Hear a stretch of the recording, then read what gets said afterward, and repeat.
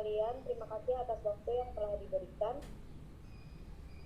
Di sini kami dari kelompok 4 akan mempresentasikan hasil diskusi kelompok kami yang berjudul Sosialisme, Komunisme, dan Fasisme. Sebelumnya izin memperkenalkan diri, nama saya Irawati selaku moderator dan rekan-rekan saya, Hafifatul Nufus sebagai pemateri pertama, Rintan Amelia sebagai pemateri kedua, Titan Cecilia sebagai pemateri ketiga, Zahra Nufarida sebagai pemateri keempat, dan Mona Safitri sebagai pemateri kelima. Baik, kita mulai saja presentasinya. Kepada pemateri pertama saya persilakan. Terima kasih moderator waktunya. Di sini saya akan mempresentasikan definisi dari sosialisme. Sosialisme sendiri memiliki arti reaksi revolusi industri dan akibat-akibatnya. Sosialisme ini lebih didasarkan pada pandangan kemanusiaan atau humanitarian dan meyakini kesempurnaan watak manusia. Penganut paham ini berharap dapat menciptakan masyarakat sosialis yang dicita-citakan dengan kejernihan dan kejelasan argumen, bukan dengan cara kekerasan dari revolusi. Akar ideologi sosialisme sendiri itu begitu kuat dan populer karena prinsip-prinsip ideologi ini sangat begitu kental dengan pembelaan nasib seseorang. Sosialisme lahir sebagai bentuk kekecewaan manusia terhadap penindasan-penindasan yang dilakukan oleh manusia, kaum industriawan atau kapitalis, terhadap manusia lainnya, kaum buruh atau proletar. Cukup sekian materi yang dapat saya sampaikan. Saya kembali. Terima kasih. Cara hidup baru yang suatu saat akan diiringi orang-orang yang tidak tahu akan kelas dan kasta sosial. Namun, komunisme secara mendasar berbeda dengan marxisme. Meskipun komunisme pada awalnya memiliki hubungan dengan Eropa melalui Komintern dan Komunis Internasional, ia segera mengembangkan karakteristiknya sendiri. Sedangkan marxisme secara fundamental bertentangan dengan banyak elemen sistematik dalam marxisme, tetapi masih mempertahankan semangat revolusioner yang teguh. Sekian, saya kembalikan ke moderator. Terima kasih Rintan. Selanjutnya saya persilakan kepada pemateri ketiga. Terima kasih kepada moderator. Saya akan menjelaskan materi ketiga, yaitu tentang fasisme. Fasisme adalah sebagai seperangkat gagasan tentang kebaikan bersama. Fasisme sebenarnya lebih merupakan gaya politik daripada ideologi.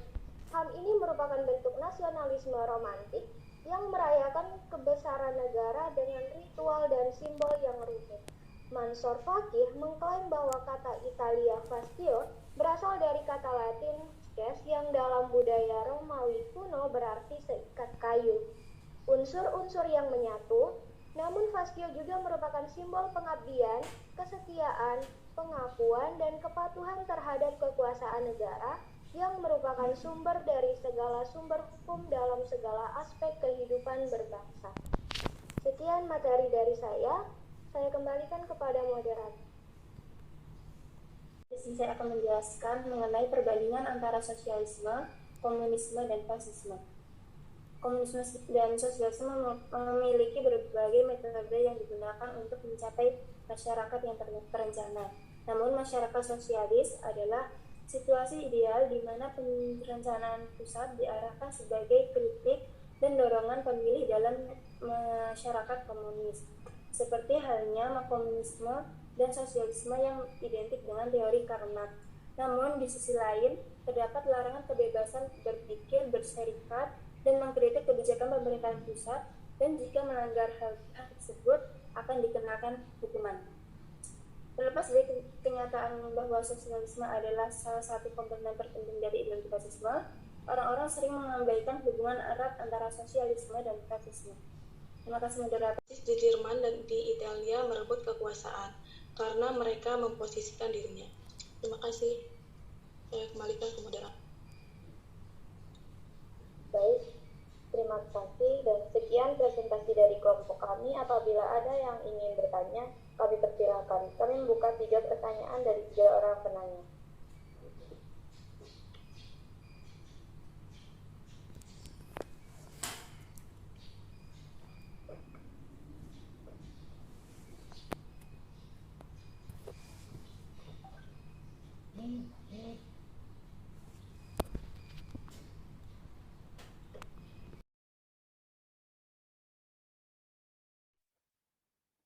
kepada Toi, saya persilahkan.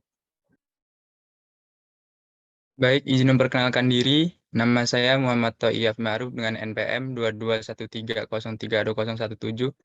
Di sini saya mau bertanya, apa sih tujuan dari sosialisme itu?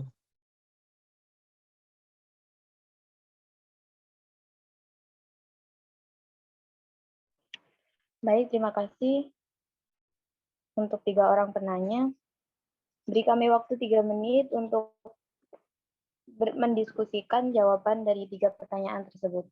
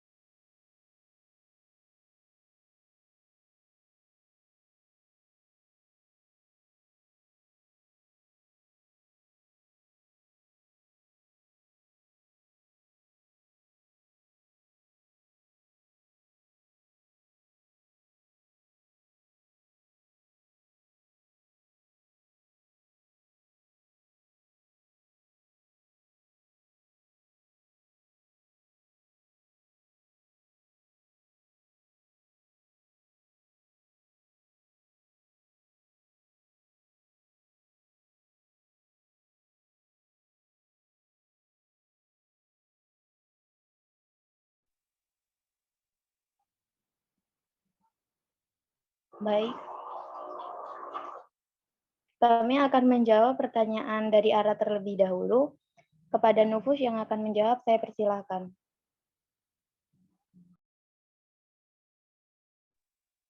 Terima kasih moderator telah memberikan kesempatan untuk menjawab pertanyaan dari Ara. Tadi pertanyaannya itu, apa perbedaan mendasar yang dapat dilihat dari komunisme dan fasisme ya? Nah, di sini saya akan menjawab perbedaan mendasar yang dapat dilihat dari komunisme dan fasisme itu munculnya ideologi komunisme dan fasisme di suatu negara mengacu pada latar belakang sosial yang memiliki persamaan dan perbedaan. Jika komunisme muncul dalam masyarakat terbelakang dengan struktur sosial feodalistik, aristokrat, dan komunisme semi-agraris. Dalam masyarakat seperti itu memiliki daya pikat yang kuat terhadap kelas-kelas yang bertindak sehingga komunisme dianggap sebagai ideologi penyelamat dan memberikan harapan untuk masa depan yang lebih baik. Selain itu, penting untuk dipahami bahwa prinsip dasar fasisme pada dasarnya adalah anti-komunisme pada tingkat ideologis. Ini karena fasisme bersifat nasionalis, sedangkan komunisme bersifat internasional dan didedikasikan untuk kejatuhan negara bangsa. Sekian, terima kasih.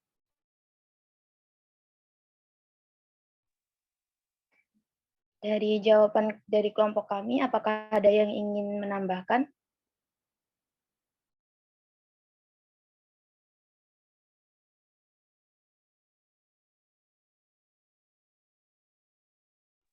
Apabila tidak ada yang menambahkan, apa mungkin ada yang ingin menyanggah?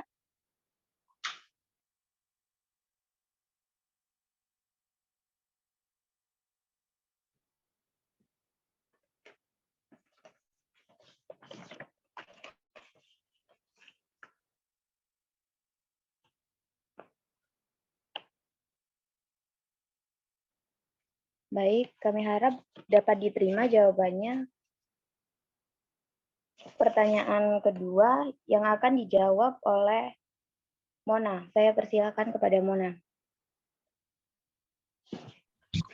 Terima kasih moderator. Baik, di sini saya akan menjawab pertanyaan dari Jelis yang pertanyaannya, apa yang akan terjadi jika suatu negara menggunakan paham sosialisme?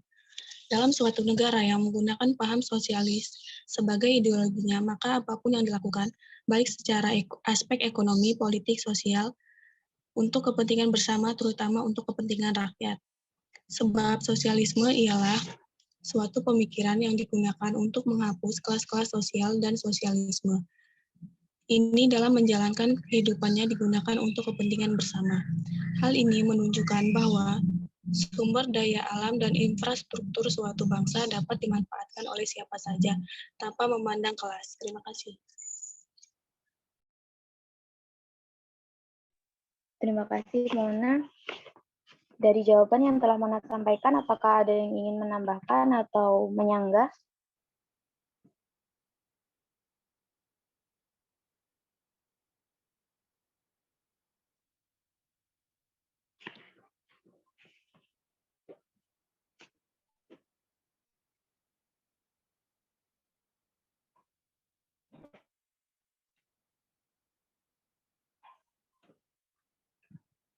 Kami rasa jawaban dapat diterima oleh rekan-rekan dan penanya.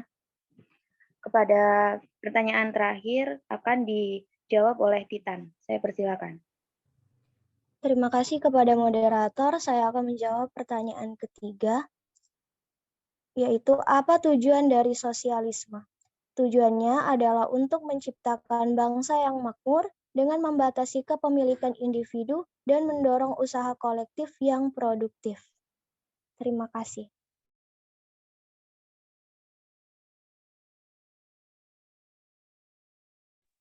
Terima kasih Titan atas jawabannya. Dari jawaban yang telah Titan sampaikan, apakah dari rekan-rekan ada yang ingin menambahkan atau menyanggah? Izin moderator. Baik, saya persilakan kepada Untuk jawaban yang telah disampaikan Titan tadi, bisa nggak sih untuk diberikan contohnya dalam kehidupan yang ada di Indonesia gitu, atau yang pernah diketahui? Terima kasih.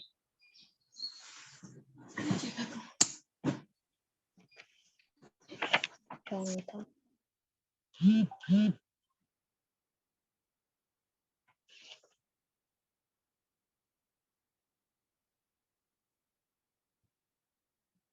Terima kasih Aisyah.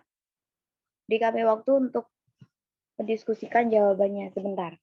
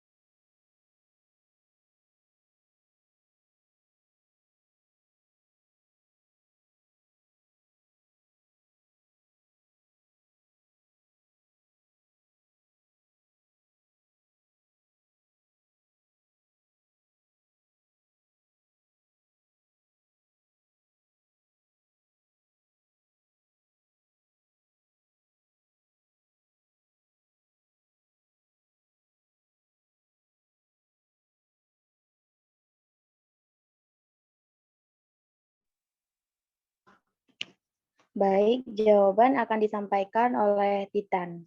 Kepada Titan saya persilakan. Iya, saya akan menjawab pertanyaan dari Ais tadi. Berikan contoh dari penerapan tujuan sosialisme dalam kehidupan sehari-hari. Salah satu wujud nyata yang terus langgeng hingga kini adalah dengan hadirnya koperasi. Koperasi dibangun atas asas kekeluargaan dan kerjasama kolektif. Semangat kolektivitas koperasi yang bergerak atas dasar kemakmuran rakyat yang bebas dari paksaan dan penindasan. Sosialisme diterapkan dalam beberapa aspek kehidupan bernegara. Akan tetapi dalam prakteknya Indonesia tidak dapat dikatakan penganut sosialisme seutuhnya atau sosialisme murni. Terima kasih. Itu.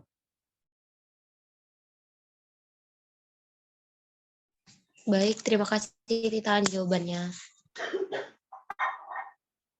Baik, terima kasih Titan. Aisyah dapat diterima? Bisa, moderator. Terima kasih. Baik, terima kasih. Dari jawaban yang telah Titan sampaikan, apakah mungkin ada yang ingin menambahkan lagi atau menyanggah?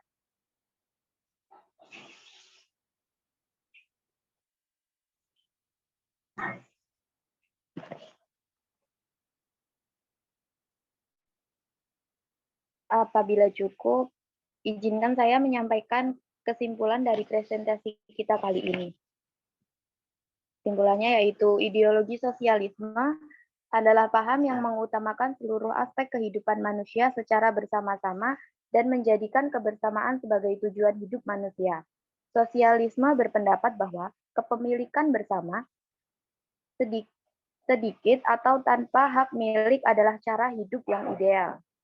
Ideologi komunisme merupakan filsafat politik, ekonomi, dan ideologi sosial yang tujuan utamanya adalah pembentukan aturan sosial ekonomi berdasarkan kepemilikan bersama atas alat produksi, tidak adanya kelas sosial, uang, negara, dan prinsip-prinsip lainnya. Fasisme adalah paham yang berpijak pada prinsip kepemimpinan dengan kekuasaan mutlak atau absolut, di mana pemerintah dan kepatuhan pemimpin berlaku tanpa terkecuali. Baik, sekian presentasi dari kelompok kami. Kurang dan lebihnya kami mohon maaf. Kami akhiri. Wassalamualaikum warahmatullahi wabarakatuh. Waalaikumsalam warahmatullahi wabarakatuh. Waalaikumsalam warahmatullahi wabarakatuh. Terima kasih, moderator.